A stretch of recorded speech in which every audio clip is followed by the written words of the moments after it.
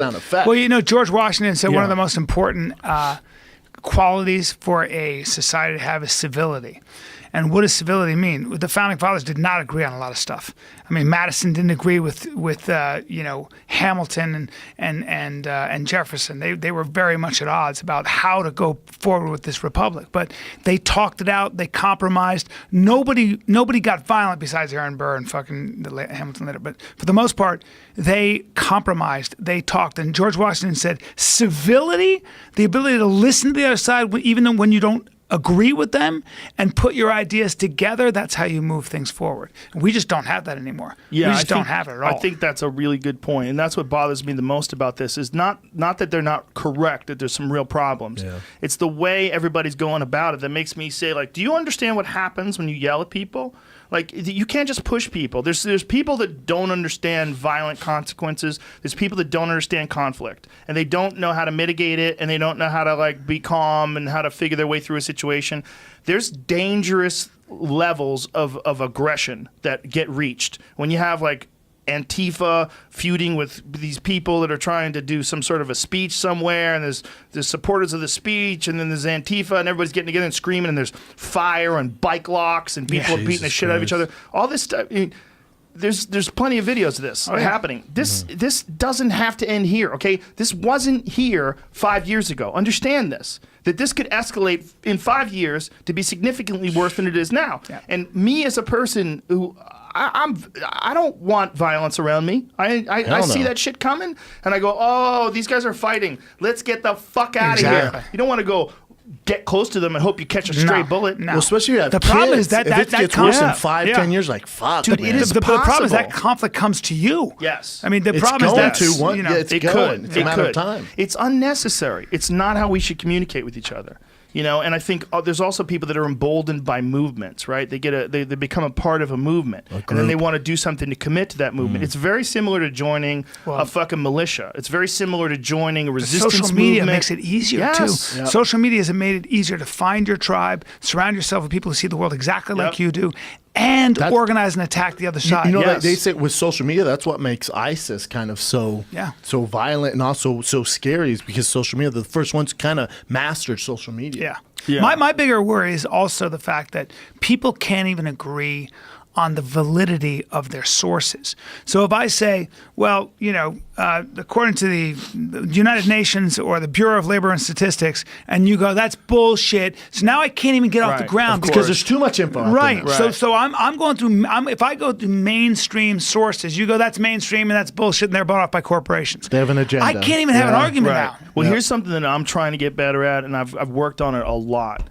I try really hard to not be connected to whatever I believe in.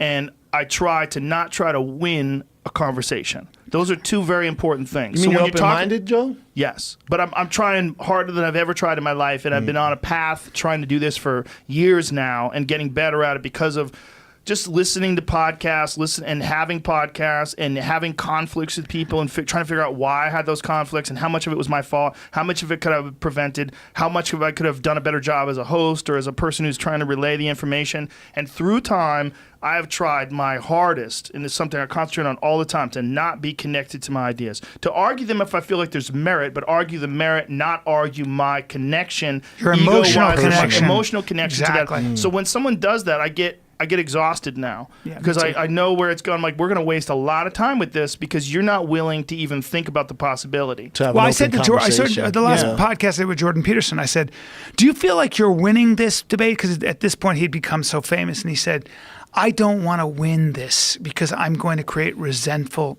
people who feel like resentful losers. That's not the point. The point is to figure out a way to present ideas so that they are accessible to the people whose minds I'm trying to change. This is exactly what he said about Trump supporters. He said, if you disagree with Trump supporters, don't insult them. Don't make them feel like they're losers. Exactly. He goes, no, that doesn't make anybody feel good. Right. And how do you think it's also not true. But he also said, how do you think they're going to react to that? Do you think they're just going to give in to you? Right. And he's a clinical psychologist, so he understands how human brains work.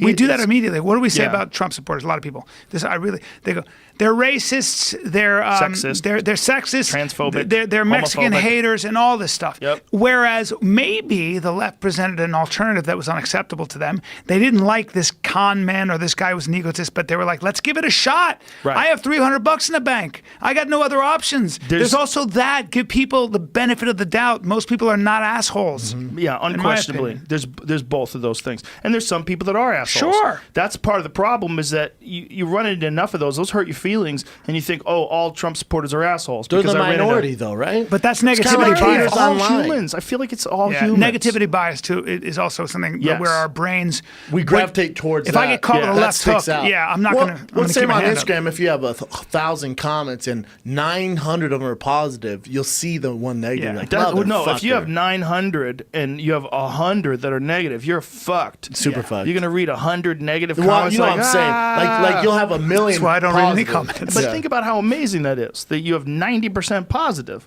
in this crazy world. Oh, I know. So Everything's all good. Right. So if you have But your mind looks like, your mind goes towards the Well, negative. yeah, but what I'm saying is that the numbers, as they expand, they get more and more ridiculous. So if you have a podcast and the podcast gets 1 million downloads and you get 100,000 negative comments and 900,000 positive ones, like, oh, Have you looked at- this is exhausting. Have you looked at how many people alcohol kills versus guns, for example? Oh, yeah. You know what I'm saying? Oh, wow, you went I mean, crazy. but nobody's talking about banning alcohol. You could really Oh, go no, into all it's these past details, that, right? yeah. There- Well, sometimes shortened the lives severity of because something of obesity, shortened lives because of poor diet. kills way more people than terrorism. Yeah, it kills a lot of fucking people.